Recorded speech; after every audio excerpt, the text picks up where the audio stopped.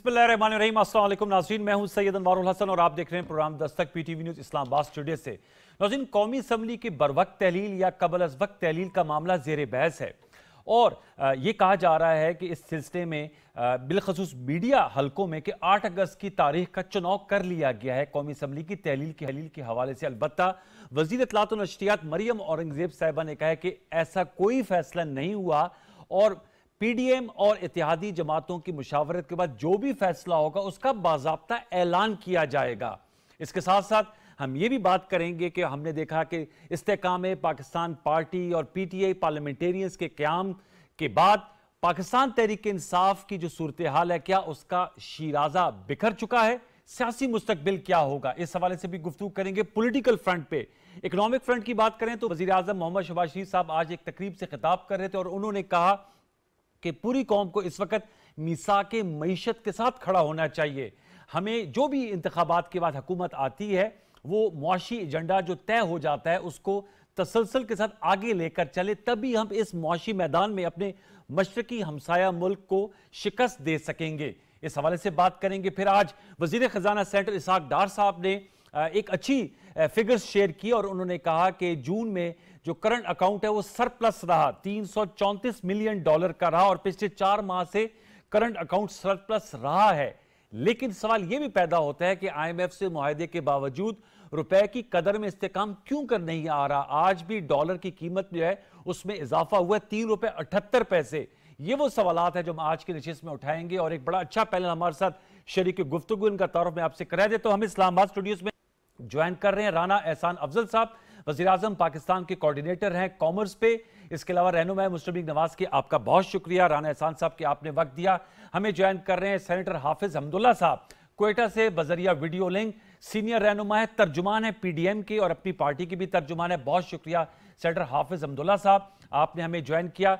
हमें अजमल वजीर साहब स्टूडियोज में आ चुके हैं, अभी उनको माइक लग रहा है लेकिन उनका मैं तारुफ करा रहा हूं। वो साबिक वजीर इत्तलात रह चुके हैं, खैबर पख्तूनख्वा में सीनियर पॉलिटिशियन है, उनका भी हम शुक्रिया अदा करेंगे। अजमल वजीर साहब आपका बहुत शुक्रिया। और दौरान गुफ्तगू सीनियर जर्नलिस्ट मजहर अब्बास साहब भी हमारे साथ होंगे।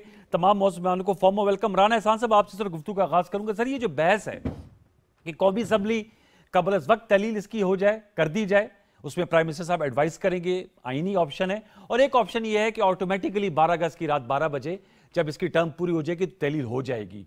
इससे क्या फर्क पड़ता है? उसमें 60 दिन मिलते हैं अगर बर वक्त होती है और इसमें 90 दिन। पीएमएलएन इंटरेस्टेड है कि कबल अज़ वक्त हो जाए ताकि ज्यादा टाइम मिले फॉर कैंपेनिंग। बिलखसूस नवाज शरीफ साहब की वापसी की बहुत ज्यादा बात चल रही है। बिस्मिल्लाहिर्रहमानिर्रहीम। देखिए, मैं समझता हूं कि अगर 90 दिन आप देते हैं कबल अज़ वक्त असेंबली को तहलील करके, तो वो 90 दिन इलेक्शन कमीशन को मिलते हैं। फैसला उसने करना है कि वो 30 एक्स्ट्रा दिन उसने लेने हैं या 60वें दिन ही इलेक्शन करा देना है। तब उनकी सवाबदीद है, ये उनकी सवाबदीद है क्योंकि आइन में नहीं, अगर कबल अज़ वक्त होगा तो 90 डेज के अंदर होंगे। विद इन 90 डेज है ना, बिल्कुल 90 डेज के अंदर होंगे। इसका मतलब है कि 60वें, 61वें, 65वें दिन भी हो सकता है, 70वें दिन भी हो सकता है। तो सिर्फ आप जो इसमें एडवांटेज दे रहे हैं इलेक्शन कमीशन को, वो 30 दिन एक्स्ट्रा दे के कि वो अपनी तैयारी अच्छी कर ले। फिर 8 अगस्त की डेट क्यों चल रही है मीडिया में? देखिए, मेरे ख्याल से कोई अभी हटवी डेट का फैसला नहीं हुआ, लेकिन मैं आपको बताऊं ये बेमानी है। 90% से ज्यादा चांसेस हैं कि ये जो फाइनल डेट है मुकम्मल होने की, उससे 1-2 दिन पहले अगर हो भी जाता है, 1 दिन पहले हो जाए, 4 दिन पहले हो जाए, उससे कोई फर्क नहीं पड़ता। लेकिन ये है कि इसके चांसेस ज्यादा हैं और फिर आपके इलेक्शन कमीशन के पास 30 दिन एक्स्ट्रा आ जाएंगे कि वो अपनी इलेक्शन की तैयारी कर सके। वो ले, उसको इस्तेमाल करे ना करे, वो उसकी सवाल। आपके नाकिदीन कहते हैं शायद आप लोग तैयार नहीं हैं इसलिए यू वांट 90 डेज। नहीं, तो 30 दिन में और कौन सी तैयारी हो जाएगी? That's a very important question. आप सिर्फ इलेक्शन कमीशन को वो ऑप्शन दे रहे हैं कि अगर उसकी तैयारी मुकम्मल करने के लिए उसको 10 दिन फालतू चाहिए 60 दिन के अलावा, या 15 दिन चाहिए, तो वो ले ले। ओके, हाफिज हमदुल्ला साहब, सर आपसे भी जानना चाहूंगा, आप पीडीएम के तर्जुमान है, ज़ाहिर बात है औरंगजेब साहब ने तो कहा कि 8 अगस्त की डेट पे कोई सदाकत नहीं है, जो फैसला होगा उसका बाज़ाब्ता ऐलान होगा। आपकी सर क्या राय है? वैसे भी दुबई की मुलाकातों पे कुछ नाला नजर आए थे मौलाना साहब, मौलाना फजल रहमान साहब जो पीडीएम के सरबराह हैं, और आपकी भी स्टेटमेंट्स मैंने मीडिया पे देखी थी। जमीयत उलमा इस्लाम पाकिस्तान और पीडीएम के ऐसे तर्जुमान क्या कहेंगे? कौमी असम्बली कबल अज़ वक्त तहलील के आप हक में है या अपने वक्त जब पूरा हो तो उस वक्त? क्योंकि इसके साथ बलूचिस्तान असम्बली और सिंध असम्बली भी सर साथ ही अटैच्ड है ना, वहां पर भी फिर इलेक्शन होने हैं साथ। बिस्मिल्लाहिर्रहमानिर्रहीम। बहुत शुक्रिया अनवर साहब। अनवर साहब, बुनियादी तौर पर बात यह है कि जो भी बात हम करेंगे, जो भी फैसला हुकूमत करेगी या हुकूमत में शामिल जमातें करेगी, फैसला वही होगा। तन्हा एक पार्टी फैसला नहीं कर सकेगी, वो बड़ी पार्टी हो या छोटी पार्टी या दो पार्टियां मिलकर भी फैसला नहीं कर सकेगी।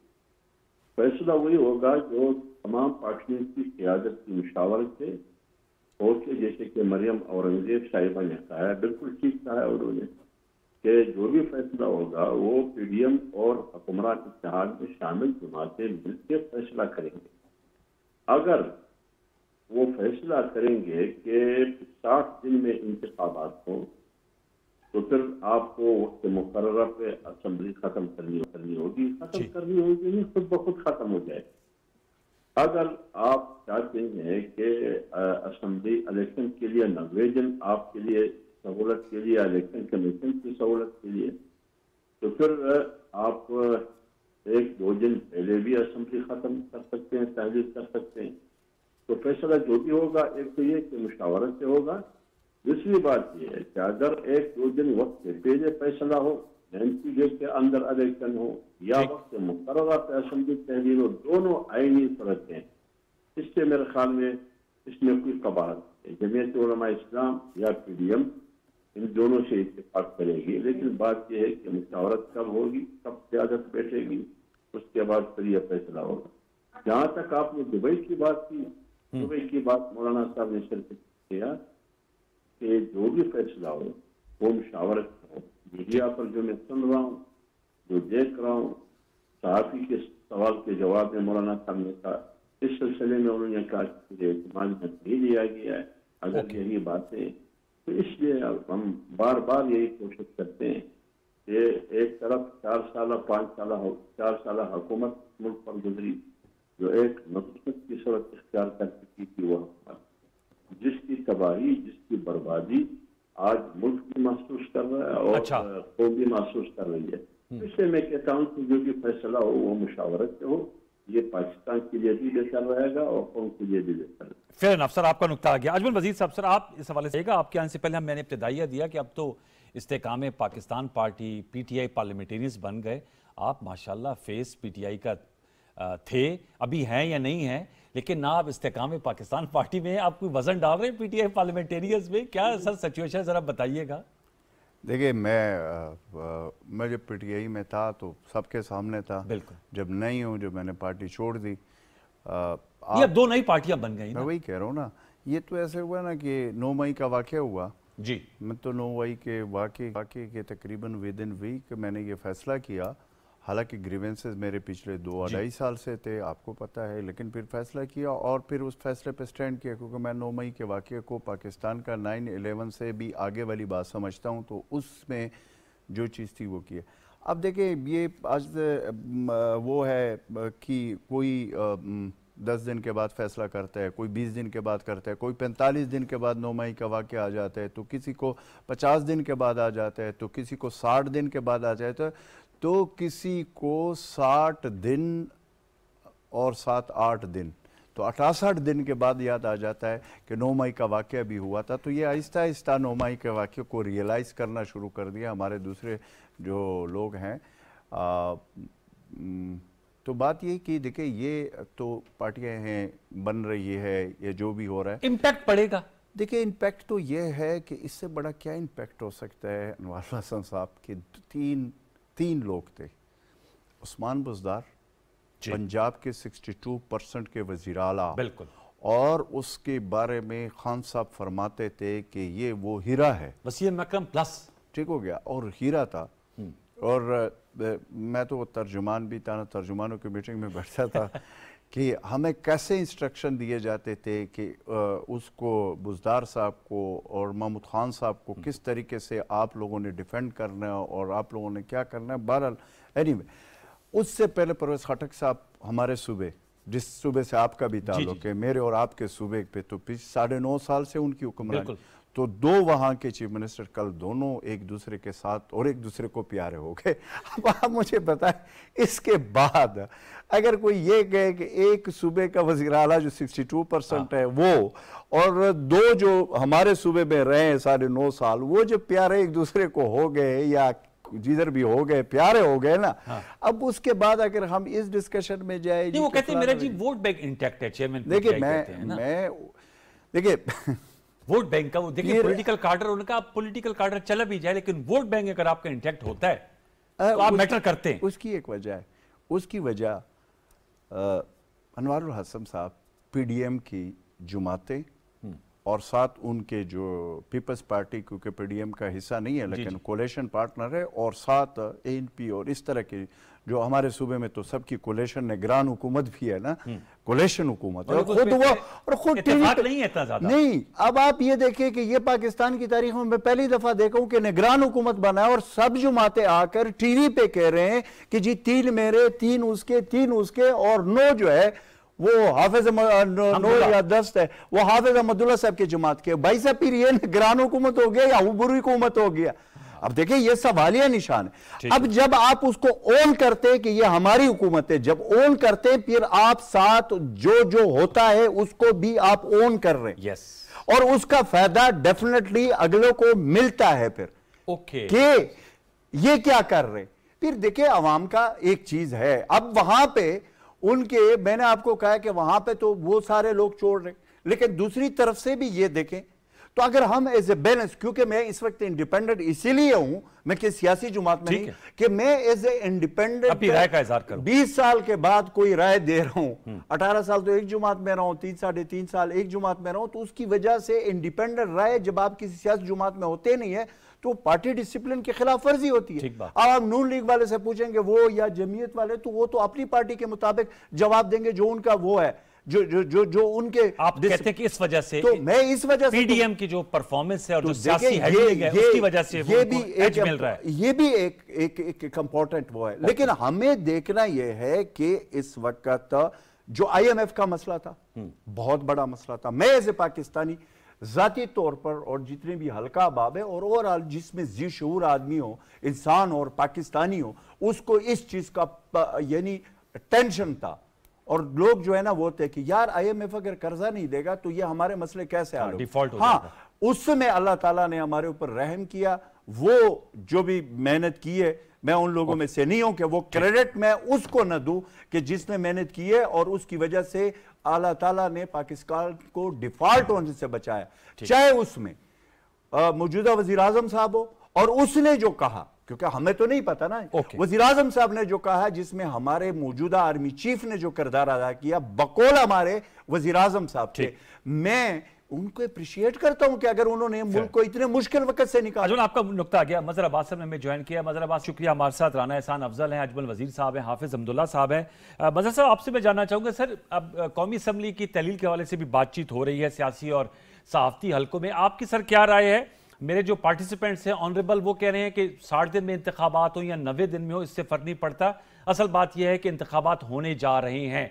आपसे एज एन एनालिस्ट आप क्या राय इस हवाले से देंगे? क्योंकि एक राय पहले पाई जाती थी कि शायद 2023 में इंतखाबात हो ही ना, अब तो वजीर आजम साहब ने भी क्लियर पोजीशन ले ली और आज बिलावल भुट्टो जरदारी साहब भी खिताब कर रहे थे, उन्होंने कहा कि इलेक्शन के बाद पाकिस्तान इस्तेकाम की तरफ आगे बढ़ेगा। Your take sir. जी शुक्रिया अनवर। असल चीज ये कि इलेक्शन होने चाहिए जी, 60 रोज में हो 90 रोज में हो, इस बहस में पड़े बगैर ये चीज इंश्योर होनी चाहिए कि इलेक्शन होंगे और इलेक्शन इन्हीं 60 या 90 रोज में होंगे, यानी नवंबर, बियॉन्ड नवंबर नहीं जाने चाहिए इलेक्शन। इसमें क्या केयर टेकर आती है, क्या इंटरम गवर्नमेंट आती है, इंटरम सेटअप आता है, ये ज्यादा मैटर नहीं करता। अच्छा। मैटर करना भी नहीं चाहिए क्योंकि एक लिमिटेड पीरियड होता है, एक लिमिटेड उनका स्कोप होता है इंटरम गवर्नमेंट का। उन्होंने एडमिनिस्ट्रेटिवली चीजों को देखना होता है, कोई पॉलिसी डिसीजन या रिफॉर्म्स करने वाली पोजीशन नहीं होती उनकी जी। ना उन्हें वो पोजीशन लेनी चाहिए, ना उन्हें वो रिफॉर्म्स करनी चाहिए। तो मेरा ख्याल है इस बहस में पड़े बगैर कि क्या इंटरम सेटअप बनता है, सिर्फ इंश्योर एक चीज को करना चाहिए कि पाकिस्तान में अब तक इलेक्शंस की क्रेडिबिलिटी नहीं बनी। जो भी इलेक्शंस हुए हैं वो क्रेडिबल इलेक्शंस नहीं रहे। लिहाजा इलेक्शंस को क्रेडिबल बनाने के लिए जितने इकदाम हो सकते हैं वो किए जाएं।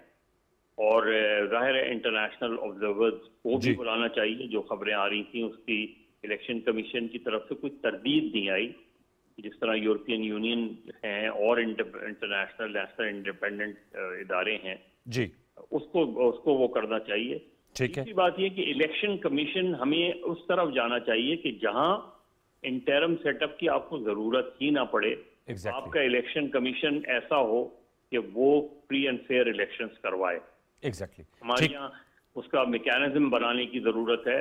मेरा ख्याल है हमारे यहाँ हमारे सामने हमारे पड़ोसी मुल्क में मॉडल मौजूद है।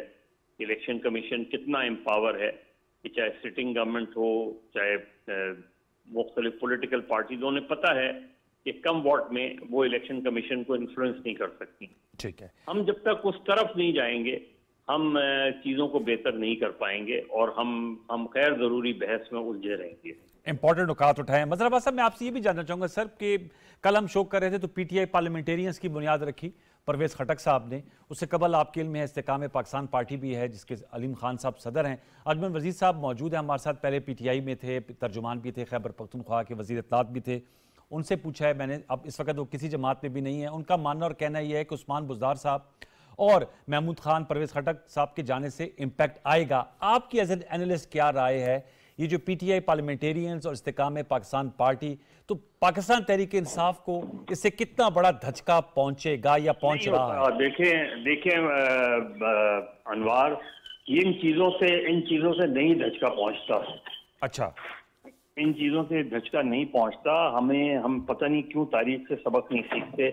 मुझे कोई एक इंस्टेंस बता दें कि आपने मुख्तलिफ पॉलिटिकल पार्टीज को बारहा हमने खत्म होते तोड़ते हुए देखा है, उनके ग्रुप्स बनते हुए देखा है। ये चीजें कभी भी सस्टेनेबल नहीं होती। अच्छा, ये ग्रुप्स कभी भी सस्टेनेबल नहीं होते। इस चीज को हमें समझना चाहिए। हम पता नहीं वही एक्सरसाइजेज रिपीट करते हैं। तो मेरे ख्याल में जो एक अच्छा प्रोसीजर है ये कि स्मूथ इलेक्शंस की तरफ जाना चाहिए, free and fair election ensure करना चाहिए। ये जो ग्रुप्स बनते हैं पार्टीज के अंदर, ये हम सबको पता है, माजी में पीपल्स पार्टी भुगत चुकी है, पीएमएल भुगत चुकी है, एमक्यूएम भुगत चुकी है। तो हम वही एक्सरसाइज दोबारा क्यों हर चंद साल बाद यही एक्सरसाइज क्यों करते हैं? इंपॉर्टेंट क्वेश्चन है मजहर साहब, ये आपने आम नुक्ता उठाया, लेकिन सर इस पे आपको थोड़ा सा होता है जरा ताज्जुब लगता है कि महमूद खान साहब और उस्मान बुज़दार साहब वो दो शख्सियात थे जो वज़ीर आला रहे और इमरान खान साहब चेयरमैन पीटीआई काफ़ी उनको सपोर्ट भी करते थे और उनकी बैकिंग भी करते थे। और परवेज़ खटक साहब भी जो है वो बहुत व्हीलिंग डीलिंग में भी और वैसे भी खैबर पख्तूनख्वा के भी वज़ीर आला रहे, वज़ीर दिफा भी रहे। उनका चले जाना, बाकी और भी बहुत गए हैं, असद उमर साहब हैं, फवाद चौधरी साहब हैं, कराची से इमरान इस्माइल अली जैदी, लेकिन सर वजारत आला पे जो रहे हैं उनका पार्टी छोड़ देना, इस पर आपकी क्या राय है सर? देखिए, ये लोग जिस तरह आए थे ये भी हमें पता है कि कैसे आए थे, किस तरीके से आए थे, लाए गए थे। ये सारी चीजें हम देखते रहे हैं। क्या इसके नताइज हमने देखे हैं, सबको पता था। परवेज खटक साहब की ये कोई पहली जमात नहीं थी पीटीआई, माजी में उनकी जमातें रही हैं। जी। ये उस वक्त पीटीआई के चेयरमैन को सोचना चाहिए था और उस वक्त के लोगों ने उनको कहा था ये बातें। अच्छा। उनको बताई थी। जैसे जहांगीर तरीन के बारे में हामिद खान साहब 2013 में पीटीआई के अंदर के इलेक्शंस हो रहे थे तो जस्टिस वजीरुद्दीन ने पूरी रिपोर्ट उनके सामने रख दी थी, पीटीआई के चेयरमैन के सामने, कि जी ये इलेक्शन में धांधली हुई है, ये लोग हैं। उन्होंने अलीम खान का नाम भी लिया था, उन्होंने जहांगीर तरीन का नाम भी लिया था।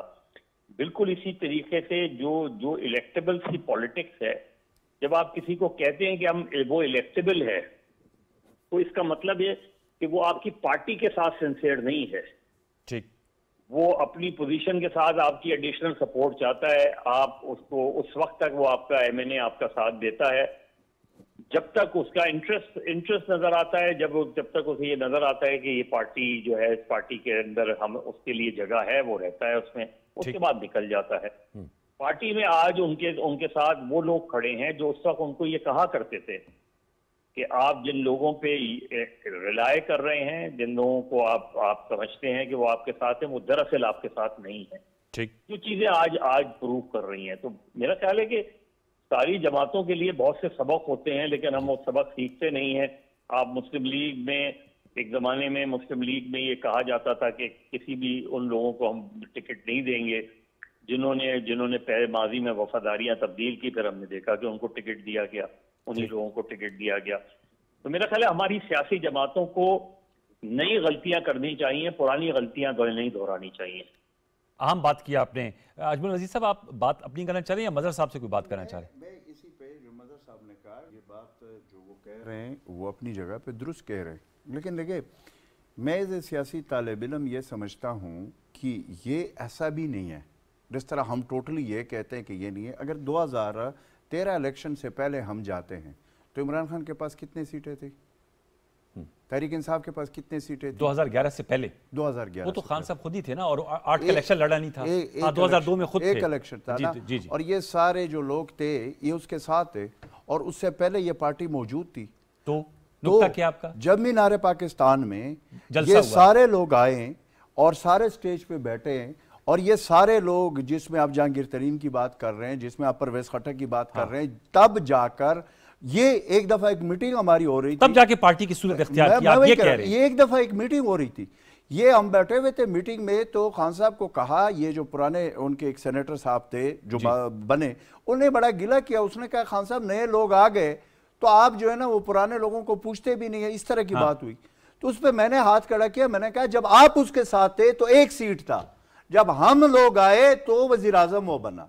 तो मैं ये नहीं कहता हूं कि वजीर आजम वो तो तब बना ना जी कि जब जहांगीर तरीन साथ था, वजीर आजम भी तो तब बना जब परवेज खटक साथ था। तो भाई साहब मैंने तो परवेज खटक को वजीर आला खैबर पख्तूनख्वा नहीं बनाया था 2013 में, ये तो बाहर से आया था, और उसके पुराने जो लोग जो आतिफ खान या वो लोग थे तो उसको तो उसने नहीं बनाया था, वो भी तो उस वक्त थे। ठीक है। तो फिर आप मुझे ये बताएं कि 2013 में महमूद खान पीपल्स पार्टी को छोड़कर वहां पे पता नहीं यूनियन काउंसिल का नाज़िम था, वहां से वो गया, जब वो गया तो वो वहां से एमपीए बन गया, और फिर उस वक्त उसको मिनिस्टर बनाया, और फिर 2018 के इलेक्शन में उसको वजीर आला बनाया। मैंने कहा था कि उसको बनाओ, नहीं वो तो कह रहे हैं, वो तो भाई तो बात ये है कि यहाँ पे हमारा प्रॉब्लम ये है कि हम प्रोजेक्ट्स की बात तो करते हैं, लेकिन प्रोजेक्ट की जब शुरुआत होती है, पॉपुलैरिटी मिल जाती है, फिर जाहिर है ये जितनी भी पाकिस्तान में सियासी जमातें बनी है इसी तरीकेकार से बनी हुई है, ट्रैक रिकॉर्ड सबका ये। हाँ,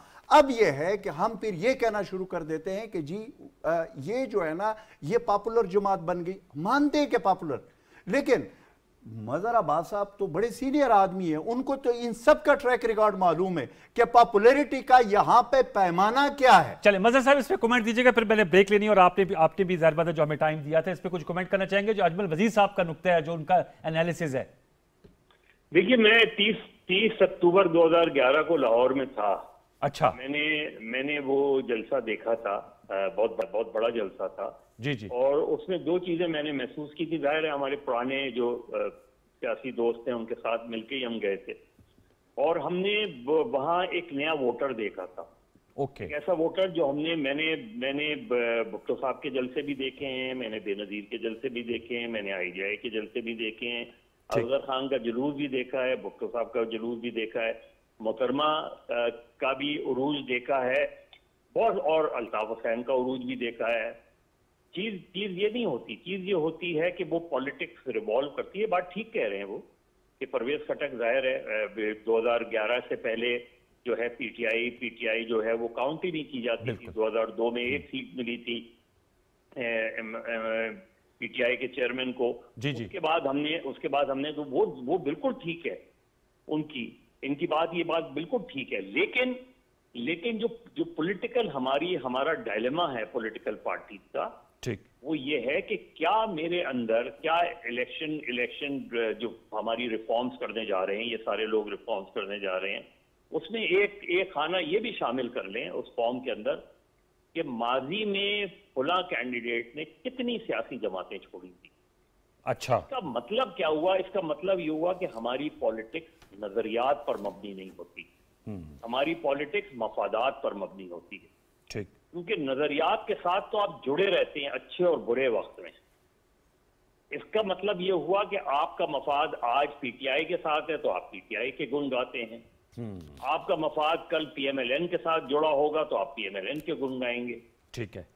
तो जब तक पॉलिटिक्स जो है वो मफादात की रहेगी, पॉलिटिक्स कभी भी इंप्रूव नहीं होगी। ओके सर, पॉइंट फेरे होंगे, यही चीजें बदलती रहेंगी और ये इस पे हम सर्कस भी घूमते आगे नहीं बढ़ रहे। जी ठीक, थैंक यू मजहर अब्बास साहब, बहुत शुक्रिया। व्यूअर्स एक वक्त लेंगे, वक्त में बताएंगे तो एहसान अफजल साहब से और हाफिज अब्दुल्ला साहब से भी इन्हीं नुकात पे गुफ्तगू करेंगे और फिर जरा इकोनॉमी के भी सवाल करेंगे एहसान अफजल साहब से कि क्या वजह है कि IMF के मुआहदे के बावजूद जो डॉलर है उस पे भी 4 रुपये इजाफा तकरीबन हो रहा है, इसकी क्या वजह है। सब कुछ एक ब्रेक के बाद वक्फा ले लीजिए।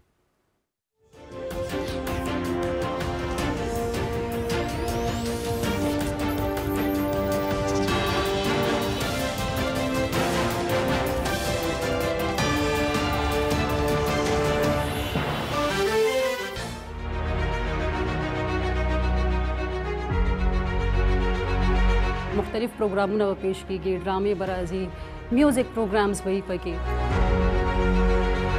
PTV की कोशिश है कि नवी तो सोहनी आवाज़, नवेकली आवाज़ आवे जिहड़ी दुनिया ते राज करे। फुल्लां दी, दरख्तां दी नवी जिंदगी है बहार।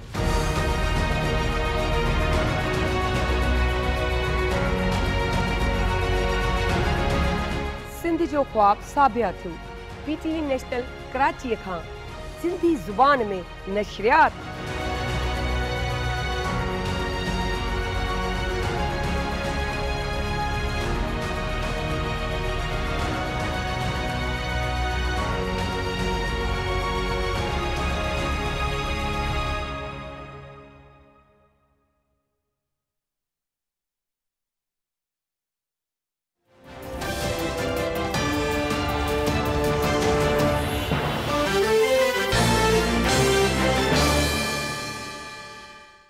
वेलकम बैक व्यूअर्स, हम गुफ्तगू कर रहे हैं मुल्क की सियासत पे और इस वक्त जो सियासी सूरत हाल आप गुफ्तगू सुन रहे थे। राना एहसान साहब, सर ये इस पे ज़रूर बताइएगा, जो अजमल वजीर साहब ने बात की, जब मैंने इनसे पूछा तो उन्होंने कहा कि इसलिए भी PTI का अभी भी नीश इनको नज़र आता है या वोट बैंक इंटैक्ट इसलिए भी होगा कि आप लोगों की जो इकनॉमिक परफॉर्मेंस है और पॉलिटिकल हैंडलिंग है वो इन अ वे उनको पे कर रही है।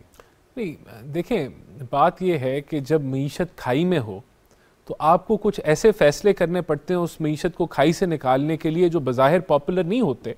अवाम के लिए आपको फौरी तौर पे आसानियाँ पैदा नहीं आप कर सकते, लेकिन अगर आप वो फैसले ना करें तो वो मईशत खाई से नहीं निकलती। तो हमने तो वो फैसले किए जिससे मईशत को हमने खाई से निकाला और ट्रैक पे चढ़ाया। हाँ, अनपॉपुलर फैसले करने पड़े, लेकिन क्या हमारे पास कोई और ऑप्शन मौजूद थी? नहीं थी। तो हमने वो रास्ता लिया जो दुरुस्त था। वो रास्ता इमरान खान या चेयरमैन PTI के पास भी था जब वो हुकूमत छोड़ के जा रहा था, लेकिन उसने बिल्कुल ट्रैक से उतार दिया जो उसने हरकतें की, सब जानते हैं। लेकिन यहाँ में जो अजमल वजीर साहब ने जो बात की वो बिल्कुल ठीक की कि वो बना किस तरह वजीर आजम, वो इन्हीं लोगों के बलबूते पे वजीर आजम बना जिनको कहते हैं, और मजहर अब्बास साहब कहते हैं मफादात की सियासत करते हैं। लेकिन इसके साथ में और एक और चीज ऐड करना चाहता हूं कि आज वो जहां पहुंचा है वो यहां कैसे पहुंचा। वो इसलिए वहां पहुंचा कि उसने सोचा कि इंतशार की सियासत से शायद उसकी जमात को फायदा हो, और उसने इंतशार फैलाया और खूब फैलाया। उसके पास ऑप्शन क्या थी? ऑप्शन ये थी कि वो अपोजिशन लीडर रहता नेशनल असेंबली में, ऑप्शन ये थी कि KPK में हुकूमत रखता, पंजाब में हुकूमत रखता, ये जमहूरी ऑप्शन थी। लेकिन उसने इंतशार की ऑप्शन पसंद की, और जो नफरत के बीज बोए क्या वो सच पे मबनी थे? क्या आलमी साजिश सच थी? क्या मीर जाफर मीर सादिक की कहानी सच थी? क्या रेड लाइन इमरान खान सच था? नहीं था, झूठ था। झूठ की सियासत थी, नफरत की सियासत थी। तो उसका जो बम फटा वो 9 मई को फट गया, और आज वो उसको भुगत रहे हैं। तो आज ये कहने को आ रहा है कि भाई ये तो प्री पोल रिगिंग हो रही है, फलाना हो रहा है, कहीं उसको मौका ना मिले, अभी भी वो पॉपुलर है। नहीं, बात ये नहीं है। आपने जो सब कुछ किया, जो इंतशार की सियासत की, क्या उस पर रियासत आंखें बंद कर ले?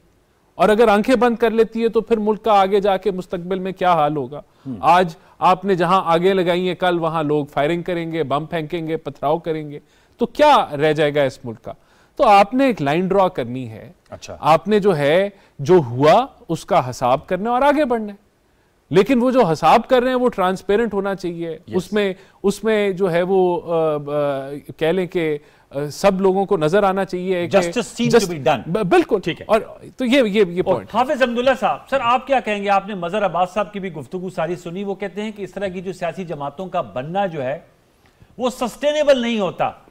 जाहिर बात है हम रिस्पेक्टेबल है हमारे लिए, परवेज खटक साहब हों और जहांगीर तरीन साहब या अलीम खान साहब हैं, लेकिन हमने देखा कि पीपल्स पार्टी पार्लियामेंटेरियंस भी बनी, PMLQ भी बनी, फिर ये आप लोगों की जमात में भी एक नजरियाती बनी थी, जमीयत उलमा इस्लाम, मुझे याद पड़ता है वो मौलाना शिरानी साहब थे, मौलाना गुल नसीब साहब थे। तो क्या कहेंगे आप, क्या समझते हैं परवेज खटक साहब और जहांगीर तरीन साहब ने जो जमातें बनाई हैं ये सस्टेनेबल हैं? सर देखिए अनवर साहब, बात यह है कि ये फैसला करना होगा कि PTI 2011 के बाद एक सियासी पार्टी थी। 2011 और 10 से पहले PTI पार्टी थी, लेकिन मैं इससे भी इत्तेफाक नहीं करता हूँ, क्योंकि पार्टी किसने बनाई? अम्बेडकर साहब ने। आप जैसे सीनियर साहब हमारे मुल्क के मुमताज सहाफत के पिलर उस पर कालम लिख चुके हैं कि ये पार्टी। तो ये भी आपको याद है कि जिन जिन लोगों को इस पार्टी में शामिल करवाना चाहते थे जी, वो कौन था? उसके खिलाफ आजाद खुद परवेज हिदाई, शुजात हुसैन इसके साथ बैठ के कहा कि ये क्या हो रहा है, बिल्कुल हमारी पार्टी के लोगों को PTI में शामिल करवाया जा रहा है। कहाँ मीटिंग हुई, किस किस के साथ हुई, शिकवत और एतराज़ात और तहफ़्फ़ुज़ात कहाँ उठाए थे, ये भी आपके सामने रिकॉर्ड पर मौजूद है।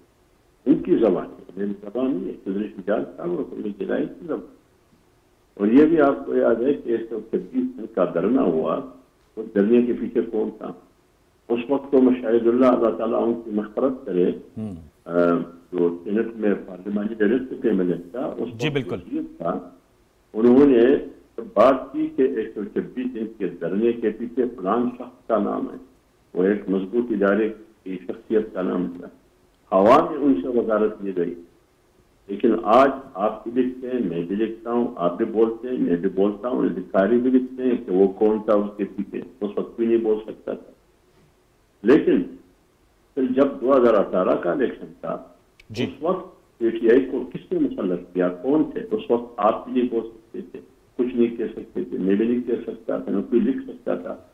लेकिन आज PTI के चेयरमैन और जिन लोगों ने PTI को, जिन साहिबान ने PTI को लाया और PTI के चेयरमैन को मुसल्लत किया, वो खुद एतराफ़ कर रहे हैं, वो खुद गवाही दे रहे हैं कि हमने उनको लाया इस मकसद के लिए, लेकिन वो नाकाम हुआ। वो खुद कहते हैं कि मैं कानून साजी करने के लिए, बजट पास करने के लिए, मैं किसको कहता कि आपको काल जरा घुमाए, वो कौन थे? तो ये पार्टी है, ये जो पार्टी में एक हुजूम था, हर पार्टी से कचरा इकट्ठा करके एक ही पार्टी में हमने उस वक्त था जब PTI हुकूमत की मरकज में पंजाब में भी पर में की।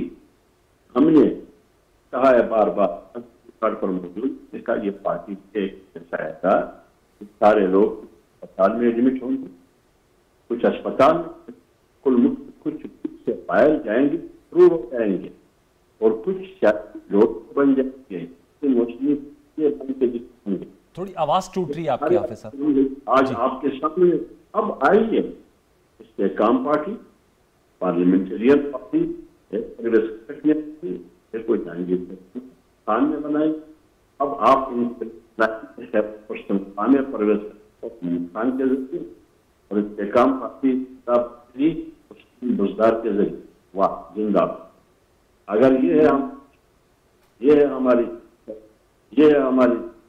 कहाँ है नजरिया, कहाँ है सोली सियासत? 10 साल खैबर पख्तूनख्वा में PTI उसने 5 साल शामिल है, 5 साल महमूद खान का आज दोनों है PTI के। तो यहाँ 10 उन्होंने खैबर पख्तूनख्वा को क्या दिया? वो जवाब ये दोनों कि 80 अरब का कर्जा आज 1000 अरब बन चुका है खैबर पख्तूनख्वा में। अच्छा, इसका जवाब तो पैसा कहाँ चला गया? अजमल वजीर साहब, सर नुकता यही है जो बात ज़ाहिर बात है राना एहसान साहब भी कर रहे हैं और मौलाना साहब भी कर रहे हैं। मैं आपसे जानना सर चाहूँगा, आपको क्या अब नज़र आ रहा है, क्या वे फॉरवर्ड है आगे? ज़ाहिर बात है इलेक्शंस भी आने हैं और पॉलिटिकल पार्टीज अपना जोर आजमाएंगी। मज़हर अब्बास साहब का ये भी नुक्ता था कि इलेक्शंस की क्रेडिबिलिटी जो है वो उस पर हमेशा सवालिया निशान होता है। अभी भी हाफिज़ अब्दुल्ला साहब कह रहे हैं कि 2018 के जो इलेक्शन उसमें मुसल्लत की गई चीज़ें, नून लीग का भी कहना है, 2013 में चेयरमैन PTI का कहना था कि जी मुबैना धांधली हुई है। तो जो मज़हर अब्बास साहब का नुक्ता था कि इलेक्शन हों और वो क्रेडिबल हों, उससे पाकिस्तान के मामला आगे बढ़ेंगे। देखिए, पहली बात तो यह है कि अनवर हसन साहब अभी तक तो मुझे कोई ऐसी चीज़ नज़र नहीं आ रही है कि जिसमें हम ये तय कर लें कि इलेक्शन की क्रेडिबिलिटी का माना क्या है। मतलब इलेक्शन किस वक्त किस वक्त इसके साथ में उंगली ना उठाए ना। देखिए जी, मैं वही कह रहा हूँ ना, और उसके लिए आप मुझे बताएं कि वहाँ पे उसके लिए कोई इलेक्शन रिफॉर्म हुए। मैं शायद खाकान अब्बासी की एक बात से एग्री करता हूँ। मैं पर चंद दिन पहले मैं उसके एक इंटरव्यू सुन रहा था, तो उसने एक कम से कम मैं उस बात को मैंने जब सुना तो उसकी बात में बड़ा लॉजिक था। अच्छा, वो कह रहे थे कि देखिए इलेक्शन का हमारा मसला ये होता है कि ये तो हम कहते हैं ना जी कि इलेक्शन होना चाहिए, लेकिन इलेक्शन का यही चीज जो आप कह रहे हैं कि क्या उससे अनसर्टेनिटी बढ़ेगी, या जिस मकसद के लिए इलेक्शन हम कराते हैं। और ये भी है कि हम ये बात, मैं भी, कोई भी पॉलिटिकल आदमी हो या कोई भी पाकिस्तानी हो, जी शऊर इंसान हो, वो ये कब कह सकता है कि इलेक्शन नहीं होने चाहिए क्योंकि ये आइन में है क्या इलेक्शन होने। बिल्कुल। लेकिन देखिए, ग्राउंड रियलिटी दो तीन चीजें। मसला मर्दमशुमारी का जो मसला आपका है, अब मर्दमशुमारी का मसला भी तो आइन में है, मैंने तो नहीं लिखवाया ना, उसी आइन में है जिसमें 90 डेज या 60 डेज की बात हुई है। बिल्कुल। तो उसी में वही भी लिखा हुआ है। तो मर्दमशुमारी की जब आप कर रहे हैं और उसके बाद जो नई हल्का बंदियां होंगी, क्या ये बुनियादी हकूक जो ये है हमारे फंडामेंटल राइट्स में जो आइन में लिखे हुए, हर पाकिस्तान का ये बुनियादी हक है कि वो अगर 18 साल के उम्र का हो, ये मैंने ये कानून नहीं बनाया हुआ है, इस पार्लियामेंट ने बनाया हुआ है, अगर 18 साल से ऊपर जो उसका टाइम है तो वो वोट इस्तेमाल कर सकता है। वैसे इसकी वजाहत कर, तो ये बात सामने है कि हल्का बंदियां अलग चीज है और जो वोटर लिस्ट में आप 30 जुलाई तक इंदराज कर सकते हो, उससे वोटिंग राइट नहीं मुतासिर होगा। सर मैं थोड़ी सी तो बात कर ले। जी। मैं पॉपुलेशन की बात करता हूं, उस पे हल्का बंदियां बनेंगे ना, बिल्कुल, कि कितने एमपीए की सीटें होने चाहिए, कितने एमएनए के होने चाहिए, उसमें बलूचिस्तान की आबादी इस वक्त कितनी है, पहले कितनी थी, उसमें खैबर पख्तूनख्वा की आबादी पहले कितनी थी। मसलन मेरा ताल्लुक एक्स-फाटा से, वजीरिस्तान से, मैं आज भी कहता हूं, और मैं जब हुकूमत में मैं तब भी कहता था रिकॉर्ड पे कि हमारी मर्दमशुमारी पेशावर में बैठकर उस वक्त कराई गई है। भाई साहब, वहां पे कोई गया नहीं क्योंकि उस वक्त तो ऑपरेशन हो रहा था।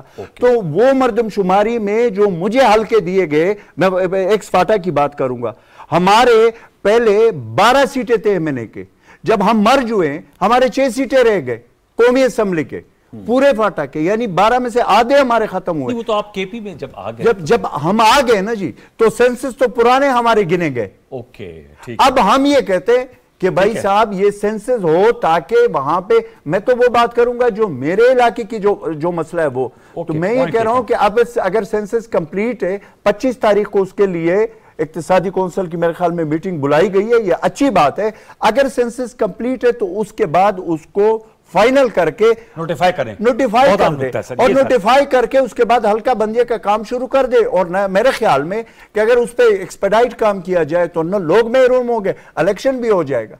सर, ये एक अहम नुकता इन्होंने उठाया। एमक्यूएम के भी इस हवाले से इश्यूज हैं। खालिद मकबूल सदीकी साहब को मैं सुन रहा था, क्रेडिबिलिटी की बात की थी, आप क्या समझते हैं इसको कैसे इंश्योर किया जाए 2023 के इलेक्शंस में? देखिए, जो पिछला सेंसस है उसके ऊपर तो कोई बड़े इख्तलाफात नहीं है, ओवरऑल उसके ऊपर कोई लड़ाई झगड़ा नहीं। और आपके सामने बैठ के कह रहे हैं कि उनको सीटें 12 से 6 हो गई, हुई एक्स-फाटा की हुई, लेकिन अब तो फाटा तो मर्ज हो गया अब केपीके के अंदर। तो ओवरऑल मैं समझता हूं कि जो जमातें हैं उनमें कोई लड़ाई झगड़ा पिछले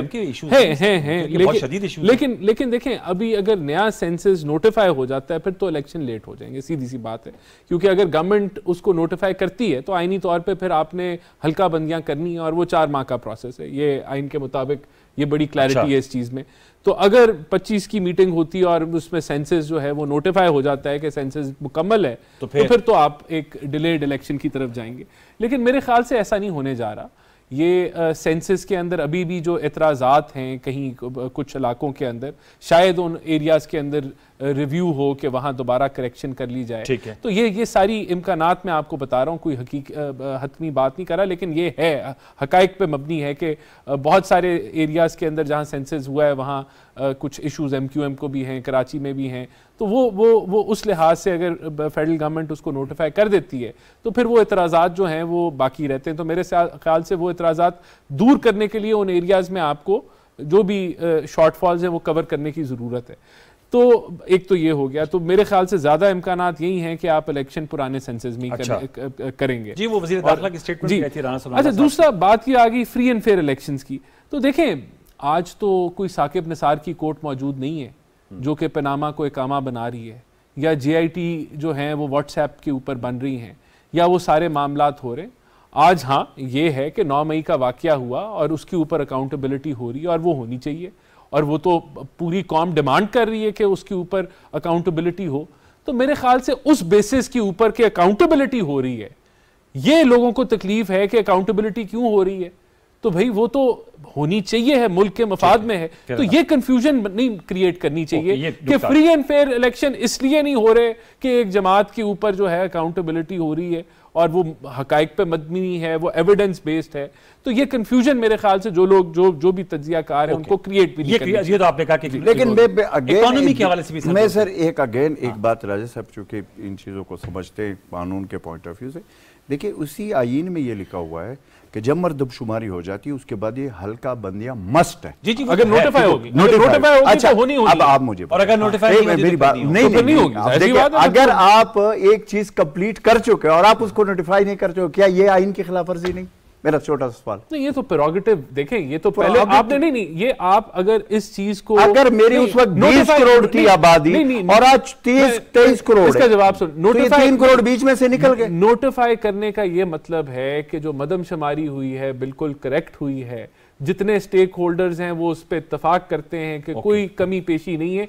ये नोटिफाई करने का मतलब है कि मदमशुमारी कंप्लीट हो गई है। ये अगर तो हो गई है तो फिर बिल्कुल मेरा ख्याल है कि हो चुकी है तकरीबन। ओके सर, एक और नुकता मैं आपसे जानना चाहूँगा इकोनॉमी के हवाले से। वजह क्या है सर कि ये तो अच्छी खबर बताई वज़ीर ख़जाना इसहाक़ डार साहब ने कि करंट अकाउंट सरप्लस है, लेकिन जो डॉलर है उसमें ये कीमत स्टेबिलिटी नहीं आ रही रुपए की। देखें, एक तो मार्केट बेस्ड हो गया टोटली तौर पे, जो इतनी फ्लक्चुएशन होगी। देखें बिल्कुल ये जो मार्केट बेस्ड हो गया, और इसका जो इंटरबैंक का एंड में डिमांड सप्लाई का नतीजा है वो आपको नजर आ रहा है। तो ये मुमकिन है कि अभी कोई सर्ज हो, कोई आपकी इंपोर्ट का सर्ज हो या आपकी पेमेंट्स का सर्ज हो, तो आगे आने वाले दिनों में। लेकिन जो फंडामेंटल्स हैं, देखें आपने देखना है, जो फिच था मिसाल के तौर पे, उसने आपकी जो एक्सटर्नल लिक्विडिटी आउटलुक है उसकी रेटिंग अपग्रेड कर दी है, यानी कि आप CCC- से थे तो CCC पे आ गए।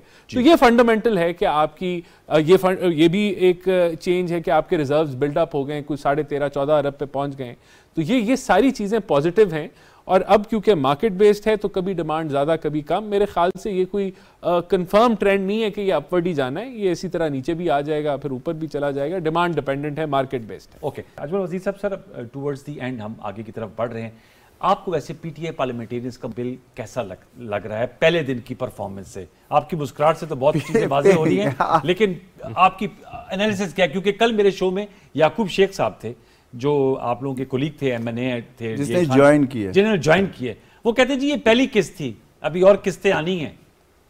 देखिए, जिन्होंने वो कल जाना था वो चले गए, और जिन्होंने देखिए मैं कल देख रहा था कि जी बड़ा प्रेशर है ये वो। देखिए, इसमें से कुछ लोग तो ऐसे हैं कि जिनको मैं ज़ाती तौर पे जानता हूँ, क्योंकि मैं उस हुकूमत का हिस्सा रहा हूँ पार्लियामेंटेरियन, क्योंकि 96 से कितने MPs थे जी हमारे PTI के, बड़े ज़्यादा तादाद थी। तो 30-40 लोगों से ज़्यादा तो मैं खुद ज़ाती तौर पे उनको नहीं जानता हूँ। अच्छा, ठीक हो गया। उसकी वजह ये होती थी कि उस वक्त जिसको टिकट दिया गया वो MPA बन गया, और उसके बाद अब वो इतने ज़्यादा है कि उसमें कल भी जो है ना, क्योंकि मीडिया का वहाँ पे मैंने जो वहाँ खैबर पख्तूनख्वा के जो हमारे दोस्त से जर्नलिस्ट है जी, तो मैंने उनसे पूछा तो उन्होंने कहा हमारा तो एक्सेस टान है। अच्छा, अब ये आपके पास इनसाइड खबर तो होगी? देखिए सर, मेरे पास इनसाइड खबर तो है, लेकिन मेरा वैसे भी एक वो है कि एक पॉलिटिकल लोग जो होते हैं और एक 2 चीफ मिनिस्टर इकट्ठे बैठे हुए हैं, उस सूबे को 10 साल रन कर चुके हैं यार, तो सीधा सीधा आओ प्रेस क्लब में आओ या प्रेस वाले सबको बुलाओ, क्रॉस क्वेश्चन करने दो, वो जो भाई जवाब दे कि जी अगर BRT का केस है तो क्यों नहीं हो रहा, अगर बिनी सुलामी ट्री है तो क्या वो किसका क्या हो गया, या वो दूसरी तीसरी चीजें जो रिलेटेड है उसका क्या हो गया, तो जवाब देना चाहिए। आप ये हमारा प्रॉब्लम इस मुल्क में ये है कि हमने एक फार्मूला बनाया हुआ है, ये मैं किसी के बारे में नहीं कह रहा हूँ, वैसे कह रहा हूँ, ये हमारा फार्मूला है कि लुटो ते पुटो और उसके बाद बात खत्म, रात गई बात गई। भाई साहब बात मसला ये है, अभी आप अभी मैं नहीं वो वैसे वो मेरी बात सुने, वो एक दफा कहा था तो वो हम कुलीग थे और मैं और वो इकट्ठे एक प्रेस कॉन्फ्रेंस कर रहे थे और बाद में फिर 18 साल रहे मुस्लिम का इजाजत। हाँ, और उसमें मजे की बात आपको बताऊं कि उसमें जिसके बारे में हमने लुटो ते पुटो ग्रुप गया तो अगले 2 हफ्ते के बाद हम उसके साथ बैठे हुए थे। तो मैं खुद बड़ा शर्मिंदा हो रहा था। मैंने कहा, लेकिन मुशाहिद साहब ने कहा कि अजमल देखिए आप जो है ना इस चीज में दिल बड़ा रखा करें, ये चीजें होती रहती तो नहीं, वो बड़ा आदमी है तो वो बड़ी सोच रखता है, हम छोटे लोग हैं और छोटी सोच रखते हैं। तो बात यह है कि वो अभी हाफिज अहमदुल्ला साहब ने वो बात की है ना जी कि खैबर पख्तूनख्वा में जो इन्होंने कहा 80 अरब रुपए का कर्जा हो गया, इतना हो गया इक़्तिदार के बाद। नहीं सर 80 नहीं 900 अरब 900 अरब हो गया, 900 अरब। और जब से पाकिस्तान बना था मेरे ख्याल में कि उससे और हमारा जो पिछले दौर इक़्तिदार था उससे पहले तक कोई 70 अरब रुपए, अब 900 अरब है। अब 900 अरब हो गया और वो आपका भी सूबा 1000%। और फिर कहते हैं कि सर अच्छा लोग जो वोट बैंक के साथ वो अपना जो BRT है वो 28 अरब रुपए से शुरू हुआ था और वो 92 अरब रुपए पे अब तक पहुंच चुका है और अभी तक कंप्लीट नहीं है बिकॉज के वो पार्किंग प्लाजा हुआ। और 3 अरब रुपए उसके वो जो आपका सूबा है, जो आपका भी सूबा है मेरा भी सूबा है, उस सूबे की सब्सिडी जा रही है किसके पास, हर साल पर एनएम वहां पे। हालांकि उसमें ये सारी चीजें हैं और सुप्रीम कोर्ट में उस पे मैं आपको इसमें एक चीज ऐड करने दो, मैं इस पे सेठ वकार मरहूम जो थे वो चीफ जस्टिस थे, उसका एक फैसला आया। उसने कहा कि BRT के 35 जो नुकात थे उसने आइडेंटिफाई किए और उस पे FIA को कहा कि बिफोर द कोर्ट हर हफ्ते उसकी इंक्वायरी करके पेश किए जाए। अच्छा, वहां पे हमारी मीटिंग हुई, मैं गया, अब मुझे इतना तो पता नहीं था, मैं इंफॉर्मेशन मिनिस्टर था, मैंने जल्दी प्रेस कॉन्फ्रेंस बुलाकर मैंने प्रेस कॉन्फ्रेंस में कह दिया, रिकॉर्ड पे मौजूद है, मैंने कहा जी हम मनो अन तस्लीम करते हैं सेठ वकार साहब के फैसले को। अच्छा, और जिसने इसमें चोरी की है जनाब हम पेश कर रहे हैं अपने आप को। मैंने बड़ी वो मार दी। 2 दिन के बाद मैं एक मीटिंग में बैठ रहा हूँ, मेरा PRO मेरे पास आया, मेरे कान में कह रहे कि सर उन्होंने स्टे ले लिया खैबर पख्तूनख्वा हुकूमत में और उसी का मैं इंफॉर्मेशन मिनिस्टर था। अब आप इससे और आज तक वो स्टे है। अब आप मुझे बताएं कि क्या करें। पॉलिटिशियंस हैं आप और अजमल वजीर साहब। अजमल वजीर साहब तो माशाल्लाह लगते बड़े जवान हैं, लेकिन अभी बता रहे हैं कि 22-23 साल का तजर्बा है। सर हमारी पॉलिटिक्स जैसे मजरा वसा इस तरह सर्कल्स भी घूमती रहेगी या आगे बढ़ेंगे? देखिए मैं समझता हूँ जब बड़ी पाकिस्तान की तारीख में सियासत आगे तो शायद तब बड़ी जब चार्टर ऑफ डेमोक्रेसी हुई। लेकिन वो बहुत कोई 100% कामयाब नहीं थी, लेकिन उसमें अगर 50% भी कामयाबी थी तो तब सियासत आगे बढ़ी थी। अच्छा, लेकिन जो अभी माहौल जो एक जमात ने क्रिएट किया उससे तो शायद हम 30-40 साल पीछे चले गए।